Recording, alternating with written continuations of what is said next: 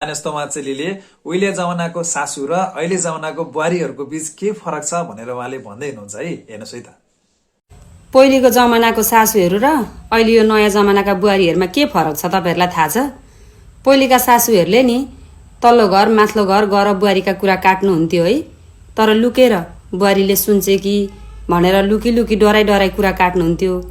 अनि अब अनपढ हुनुहुन्थ्यो नि त पहिला पहिला सासूहरू, सबैजनाको सासूहरूले पढ्नु लेख्नु भएको थिएन है, त्यत्रो अब ज्ञान थिएन, अबुझ हुनुहुन्थ्यो होला, कतिपय नजानेर गर्नुभयो होला, कतिले जानेरै गर्नुभयो होला।